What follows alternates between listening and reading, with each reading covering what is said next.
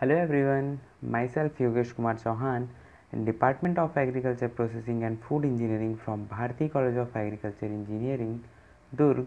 Our course title is EPE 5312 Post Harvest Engineering of Cereal Pulses and Oil Seeds, and today topics is hoist and cranes and refrigerated trucks. Trucks जो होते हैं वो refrigerated भी होंगे और non refrigerated.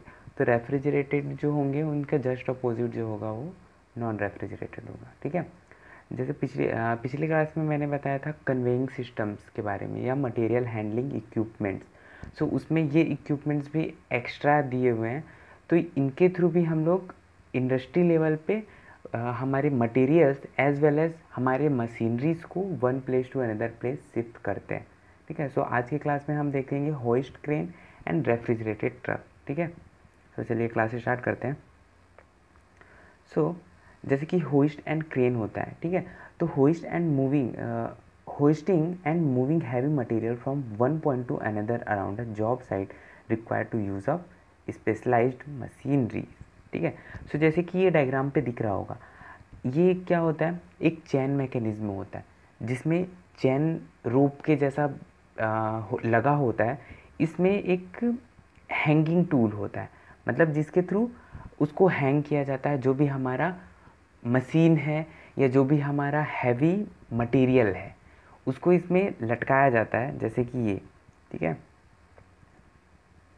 इसमें हमारा heavy material चाहे वो बोरी हो या कोई भी पाइप हो, उसको इसके साथ, अगर पाइप है तो उसको वायर के थ्रू अटैच किया जाएगा, अगर बोरी है तो उसको डायरेक्टली अटैच भी कर सकते हैं या उसको कंटेनर के साथ एक अटैच किया जाता है इसमें।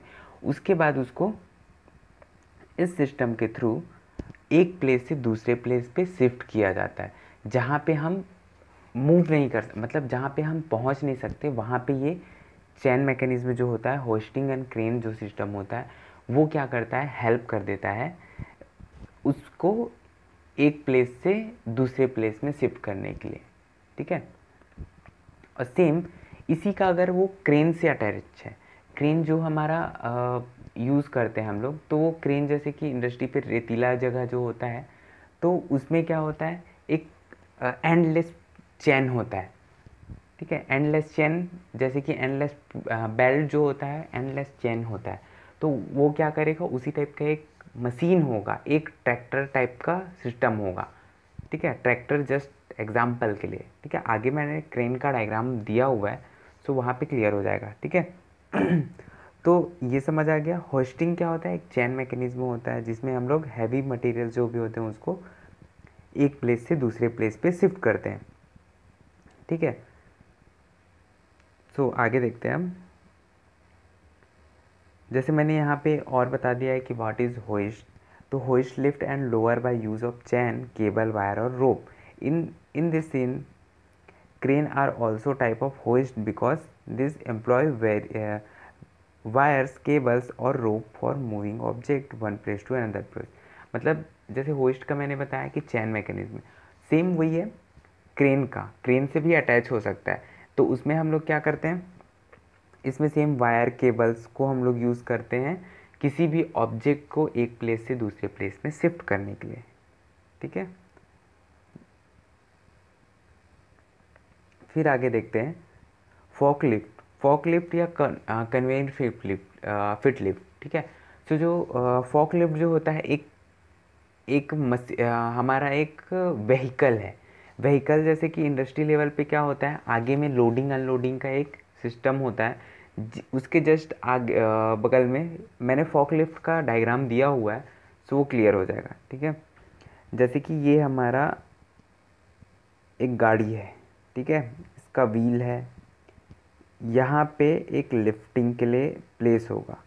ठीक है, यहाँ पे हमारा जो भी स्टॉक होगा उसको रखा जाएगा।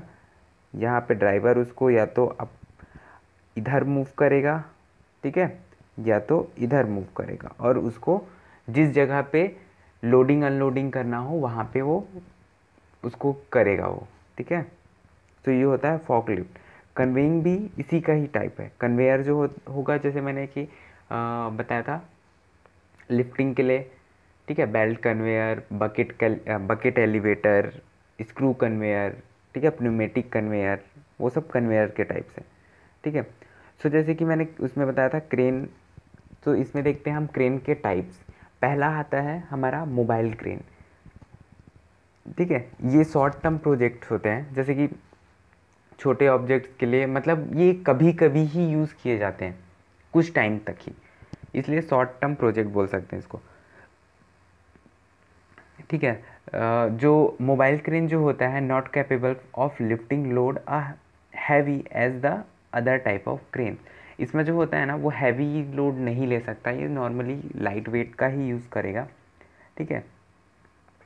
ओवरलोडिंग की वजह से इसमें क्या होता है, जैसे कि इसका जो स्क्रू लगा है, ठीक है, सॉरी स्क्रू नहीं, इसका जो हैंगिंग के लिए जो ये सिस्टम लगा है, ठीक है, क्रेन का, तो ये क्या होगा, अगर हैवी होगा तो इसका जो मैकेनिज्म है वो इसको क्या करेगा, लोड लेने में इसको प्रॉब्लम क्रिएट होगा। इस वजह से इसमें इसका सपोर्टिंग सिस्टम जो होगा वो लूज़ होना स्टार्ट होगा, और इसी वजह से ये जो है हमारा हैवी लोड के लिए, लिफ्टिंग के लिए ये यूज़ नहीं किया जाता, ठीक है।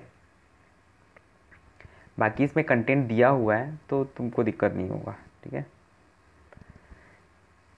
फिर हम देखते हैं डेरिक क्रेन, ठीक है। डेरिक क्रेन में क्या होता है, लिफ्टिंग अप टू 200 टन्स, मतलब अगर हमको 200 टन तक का हमको सामान जो भी है हमारा, ठीक है, चाहे वो हमारा प्रोडक्ट हो, चाहे वो हमारा मशीनरी हो, या चाहे वो कोई टूल हो, मतलब पाइप्स रॉड्स होते हैं, उसको वो एक प्लेस से दूसरे प्लेस पे लिफ्ट करने के लिए, ठीक है, हाइट पे भी लिफ्ट किया जाता है उसको।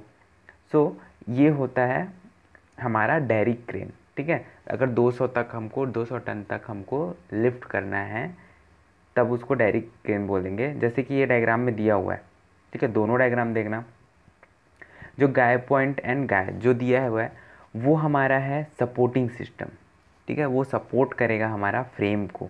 फिर मस्ट दिया है, बूम दिया है, ठीक है, बुल व्हील दिया है, लोड हुक, ठीक है, ये हुक उसी में सपोर्ट होगा, मतलब उसी में हैंग करेंगे, फंसाएगा उसको, हमारा जो भी रहेगा उसको, जो भी टूल मतलब जो भी हमारा ऑब्जेक्ट है, चाहे वो मशीन हो या हमारा प्रोडक्ट हो, ठीक है, उसको उसमें फंसाएंगे, फिर शिफ्ट करेंगे एक प्लेस से दूसरे प्लेस पे। जैसे कि इसमें मोस्टली एक इंडस्ट्री बेस पे, अगर इंडस्ट्री का इस्टेब्लिश करना है, ठीक है, तो वहाँ पे क्या होता है, जो हमारा हाइट होता है इंडस्ट्री का, तो उस बेस पे उसको मतलब बहुत ऊपर हाइट तक हमको सामान शिफ्ट कराना पड़ता है, लिफ्ट कराना पड़ता है। तो वो उसकी वजह से लिफ्ट जब होता है तो तब हमारा सामान, मतलब नीचे से ऊपर लिफ्ट करना है या एक प्लेस से दूसरे प्लेस पे लिफ्ट करना है, मतलब जैसे कि हम वहाँ पे इजीली ना पहुँच पा रहे हो तब, ठीक है। नहीं तो अगर वो ट्रक सिस्टम से भी हो जाएगा तो हम उससे भी ट्रांसपोर्ट कर सकते हैं, लेकिन अगर अपवर्ड मूवमेंट करना है, मतलब ऊपर की तरफ मूव करा के अपने को शिफ्ट करवाना है, तो वो पॉसिबल ट्रक से नहीं हो पाएगा। तो उसके लिए हम लोग ये क्रेन्स यूज़ करते हैं, ठीक है। तो ये डेरिक क्रेन था। जैसे ये क्रेन जो होता है वो ability to lift up 200 ton and have full 360 degree rotation, ठीक है, ये 360 डिग्री रोटेशन में भी हो वर्क करता है। फिर है एक हमारा टावर क्रेन, ठीक है, अ बिगर वर्जन ऑफ डेरिक क्रेन। ये जो होता है डेरिक क्रेन का बड़ा वर्जन है, एडवांस वर्जन है। जैसे डेरिक क्रेन एक प्रॉपर हाइट तक ही करेगा, ये क्या करेगा, ज़्यादा हाइट तक मैक्सिमम, ठीक है। जैसे कि ये इसका डायग्राम है, तो ये बेस में कनेक्टेड है, ठीक है, यहाँ से ये लिफ्ट होता है, अब मूवमेंट जितना अपने को लिफ्ट करना है उसके अकॉर्डिंगली। फिर यहाँ पे भी हुक लगा है, ये हुक क्या करेगा, ये इसके सपोर्टिंग सिस्टम्स हैं, ठीक है, फ्रेम्स हैं ये सब, ठीक। और ये हुक है हमारा, यहाँ से फिर जैसे यहाँ पे बोरी डाल दी जस्ट एग्जांपल के लिए, ठीक है, वो बोरी को इधर मूव कराएगा या इधर मूव कराएगा, और जहाँ पे डालना होगा वहाँ पे पहुँचा देगा वो, ठीक है। जैसे इसमें लिखा है like the direct crane they offer to incredible capacity of for heavy loads and rotation from a single wheel base, ठीक है, मतलब एक ही इसका रोटेशन वगैरह नहीं है, ये सिर्फ एक ही डायरेक्शन में मूव करेगा। और जो क्रेन होता है वो डायरेक्ट क्रेन की तरह वर्क करता है, और ये हैवी लोड के लिए भी एप्लीकेबल है, ठीक है। फिर है हमारा कन्वेयर्स। कन्वेयर्स जो जैसे मैंने बताया था, bucket elevator, screw conveyor, pneumatic conveyor, ठीक है, बेल्ट कन्वेयर। सो ये कन्वेयर्स हैं। सो इसमें क्या होता है, सेम एक प्लेस से दूसरे प्लेस पे जो भी कन्वेयर सिस्टम होगा या जो भी कन्वेइंग मटेरियल हैंडलिंग इक्विपमेंट्स होंगे, उनका मेन पर्पस है हमारे ऑब्जेक्ट्स को एक प्लेस से दूसरे प्लेस पे सेफली डिस्चार्ज करना, ठीक है, मतलब एक प्लेस से दूसरे प्लेस पे सेफली शिफ्ट करना, ठीक है। सो ये कन्वेयर होता है, वो क्या करता है, इसका एडवांटेज जो है सेविंग टाइम है, ठीक है, इंक्रीजिंग ओवरऑल आउटपुट है, रनिंग कंटिन्यूस, मतलब टाइम बचाता है। मतलब ह्यूमन अगर इंसान करेगा तो टाइम कंज्यूमिंग होगा, ऊपर से हमारा कॉस्ट कम करेगा, ठीक है, इफ़िशियंसी अच्छी होगी। और ये क्या होता है, इंसान अगर बार बार काम करेगा तो वो थक जाएगा, एक टाइम के बाद वो हार मानेगा, ठीक है, अभी नहीं हो पाएगा, कुछ टाइम वेट करने के बाद वो दूसरा काम करेगा। इसमें क्या होता है, मशीन है तो मशीन क्या करेगा, डायरेक्ट कंटिन्यूसली मूव करेगा, रन करते रहेगा, तो हमारा जो ऑब्जेक्ट होगा, हमारा टाइम जो है वो बच रहा है, ठीक है, ऑब्जेक्ट जो है वो सेफली एक प्लेस से दूसरे प्लेस शिफ्ट हो रहा है, ठीक है। जैसे यहाँ पे लिखा है belt conveyor using rubber belt, ठीक है। फिर है हमारा फॉकलिफ्ट। फॉकलिफ्ट जो होता है, जैसे मैंने बताया था पिछले में, सेम एक गाड़ी की तरह होता है, जिसमें आगे में लिफ्टिंग के लिए एक मैकेनिज्म होता है, ठीक है, मैकेनिज्म नहीं बोल सकते उसको, स्टैंड बोलेंगे, ठीक है, वो हाइड्रोलिक के बेस पे अप डाउन मूवमेंट करता है उसमें, ठीक। सो ये है हमारा फॉकलिफ्ट, ठीक है, ये मोस्टली देखा हुआ होगा। सो ये हमारा हमारा मेंबर यहाँ पे बैठेगा, ठीक। ये जो है, ये हमारा फ्रेम है जिसको फॉक बोलते हैं, ठीक है। ये फॉक जो होता है वो अप डाउन मूवमेंट करता है, इसी वजह से इसको फॉक लिफ्ट बोलते हैं। इसमें फॉक है, वो क्या करेगा, प्रोडक्ट को कैच करेगा, जैसे यहाँ पे बॉक्सेस हैं, ठीक है, ये प्रोडक्ट को ऐसे कैच कर लेगा यहाँ से जाके, फिर यहाँ पे आ जाएगा, या तो इसमें ऊपर में भी रख सकते हैं, ठीक है, यहाँ ऊपर पे। फिर उसके बाद वो लिफ्ट करेगा उसको, जैसे यहाँ पे लिफ्ट सिलेंडर लिखा है, वो हाइड्रोलिक सिस्टम है उसका, क्योंकि वो हैवी मटेरियल को भी लिफ्ट करता है ना। सो हैवी मटेरियल के लिए अगर मैनुअली अगर किया जाए या मशीन के थ्रू किया जाए तो विदाउट हाइड्रोलिक मुश्किल होगा, तो ठीक है, उसमें जो भी कंस्ट्रक्शन कॉस्ट जो निकल जाएगा वो बहुत ज़्यादा हो जाएगा, और टूटने के चांसेस जो होंगे वो बहुत ज़्यादा हो जाएंगे मशीन के, ठीक है। तो ये हमारा फॉक लिफ्ट है। फिर हम देखते हैं रेफ्रिजरेटेड ट्रक। ट्रक जो होता है वो भी सेम वर्क करता है, एक प्लेस से दूसरे प्लेस पे, ठीक है, एक प्लेस से दूसरे प्लेस भी कर सकते हैं, ये लॉन्ग डिस्टेंस के लिए मोस्टली, ठीक है, लॉन्ग डिस्टेंस है तब कर सकते हैं, शॉर्ट डिस्टेंस में भी कर सकते हैं, लेकिन उस वजह से क्या होगा, अगर शॉर्ट डिस्टेंस में हम करते हैं तो इसका जो कॉस्ट होगा वो ज़्यादा हो जाएगा, कॉस्टिंग, ठीक है, क्योंकि अगर हमारे पास कुछ अच्छा सिस्टम है जैसे फॉकलिफ्ट, ठीक है, फॉकलिफ्ट एडवांस वर्जन है इसका, ठीक है, इसमें ट्रक अगर हम करते हैं तो उसमें एक बार में बहुत सारे प्रोडक्ट चले जाएंगे, लेकिन जो उसका कॉस्ट होगा, टाइम कंज्यूमिंग जो होगा वो बहुत ज़्यादा होगा, ठीक है। फॉकलिफ्ट में छोटा ऑब्जेक्ट है, उसको हम इजीली ट्रांसपोर्ट कर सकते हैं, ठीक है, ट्रक हम किसी के अंदर अपने गोडाउन्स के अंदर ईजिली नहीं डाल सकते अगर गोडाउन का साइज़ छोटा है तो, ठीक है। सो रेफ्रिजरेटेड ट्रक देखते हैं। इसमें ट्रक जो होते हैं दो टाइप के हैं, एक रेफ्रिजरेटेड होता है, एक non refrigerated. Non refrigerated means जो नॉर्मल ट्रक जो होते हैं वो नॉन रेफ्रिजरेटेड है। सो रेफ्रिजरेटेड नया टर्म था तो इसीलिए रेफ्रिजरेटेड मीन्स हमें जो भी उसमें प्रोडक्ट है उसको कूल करके रख रहे हैं, मतलब उसमें एक ऐसा सिस्टम होगा, एक चैम्बर होगा जो हमारे प्रोडक्ट को कूल करते रहेगा, मतलब ठंडा करेगा, ठीक है, रेफ्रिजरेशन प्रोवाइड करेगा, ठीक है। फिर आगे इसमें देखते हैं जैसे कि रेफ्रिजरेटर ट्रक और चिलर ट्रॉली, ठीक है, चिलर लॉरी, ठीक है, इसको चिलर लॉरी भी बोलते हैं, ठीक है, ये एक ट्रक ही है, सेम है, बाकी कंटेंट इसमें लिखे हैं कि कब ये आया, किसके थ्रू आया, मतलब रेफ्रिजरेटेड ट्रक का यूज़ क्या है, आइस कूल्ड होता है, ठीक है, इसमें बहुत सारे मैकेनिकल रेफ्रिजरेशन सिस्टम्स होते हैं, सो वो इसमें रेफ्रिजरेशन सिस्टम मतलब प्रोडक्ट के टेम्परेचर को डिक्रीज़ कर देना, किसके थ्रू, रेफ्रिजरेंट के थ्रू, कूलिंग एजेंट के थ्रू, ठीक है, वो हमारा रेफ्रिजरेशन सिस्टम है, रेफ्रिजरेशन प्रोसेस है, और ये प्रोसेस जिसके थ्रू होगा वो हमारा सिस्टम है एक, ठीक है। सो ये हमारा रेफ्रिजरेटेड ट्रक है। इसमें कंपार्टमेंट्स बने होंगे, जैसे प्राइमरी टैंक, सेकेंडरी टैंक, ठीक है, फील्ड बॉक्स, इसमें वाटर होगा, रेफ्रिजरेट होगा, ठीक है, सेंसर्स होंगे कि कौन सा रिक्वायर्ड है, वो सेंसर हमें ऑटोमेटिकली सेंस करके हमें बता देगा। टेम्परेचर के लिए सेंसर होगा, स्प्रे, अगर कुछ वाटर स्प्रे करना है तो उसके लिए वाटर स्प्रेयर होगा, ठीक है। एक सेक्शन होगा जो प्रॉपर रेफ्रिजरेटेड सेक्शन होगा, जहाँ पे हमें अपना चिल्ड प्रोडक्ट या कूल प्रोडक्ट को स्टोर करना है, मतलब पेरिसिबल प्रोडक्ट मतलब ऐसे प्रोडक्ट जो नॉर्मल एनवायरनमेंट पे सरवाइव ज़्यादा दिन तक नहीं कर सकते, वो होते हैं पेरिसिबल, ठीक है, जिनमें मॉइस्चर कंटेंट जो होता है वो बहुत ज़्यादा होता है, जैसे टमाटर, ठीक है, तो अगर उसको बाहर छोड़ देंगे हम, ठीक है, मैंगो, ये सब जिसमें मॉइस्चर कंटेंट जो है हमारा वो बहुत ज़्यादा हो,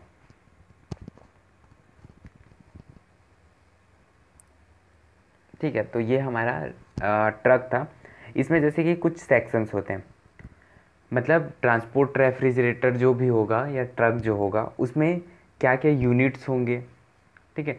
पहला तो वो एज अ व्हीकल होगा, मतलब व्हीकल की सारी प्रॉपर्टी क्वालिटी जो होगी वो उसमें होनी चाहिए। दूसरा, उसमें एक रेफ्रिजरेशन यूनिट होगा, मतलब जो ठंडा करेगा अपने प्रोडक्ट को, ठीक है। इसमें फिर व्हीकल अल्टरनेट यूनिट होगा, बैटरी के बेस पे कि वो कैसे वर्क करेगा, उसमें क्रैंकशाफ्ट है, इंजन है, उसमें सप्लाई सिस्टम कैसे होगा। फिर ऑक्सिलरी अल्टरनेटिव यूनिट, ठीक है।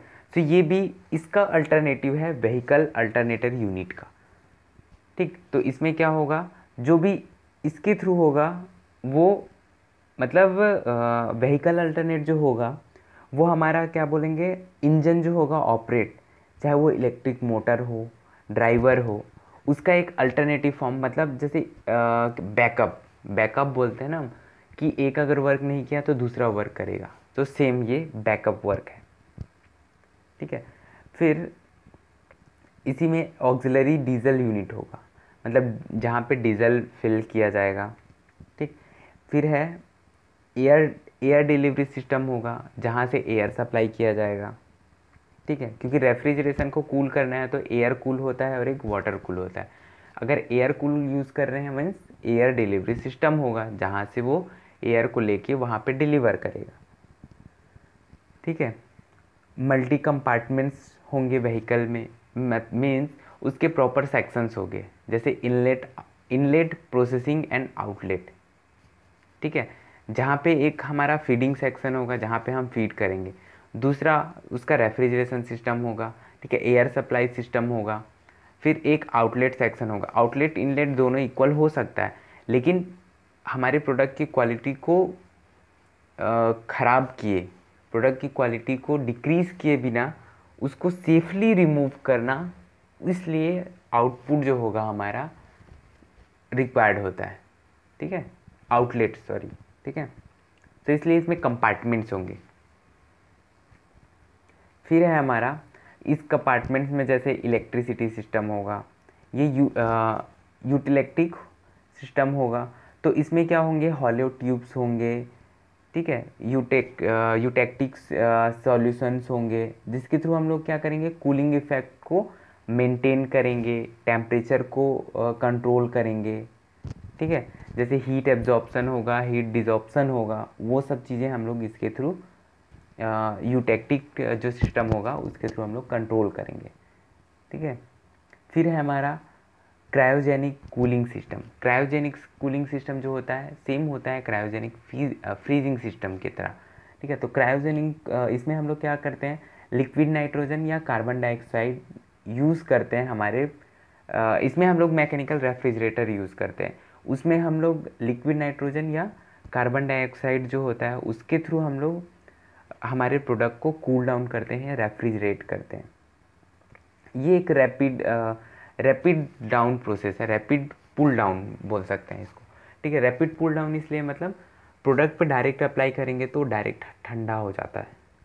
ठीक है, इस वजह से इसको बोलते हैं क्रायोजेनिक कूलिंग सिस्टम। ठीक है,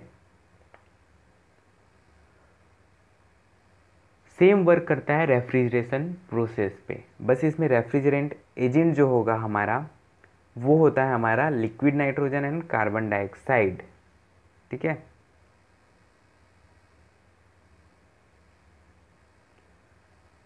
सो ये हमारा ये हमारा होइस्ट क्रेन एंड हमारा रेफ्रिजरेटेड ट्रक कंप्लीट होता है। इसी के साथ हमारा मटेरियल हैंडलिंग इक्विपमेंट्स जो भी हैं वो हमारा टोटली कंप्लीट हो गया।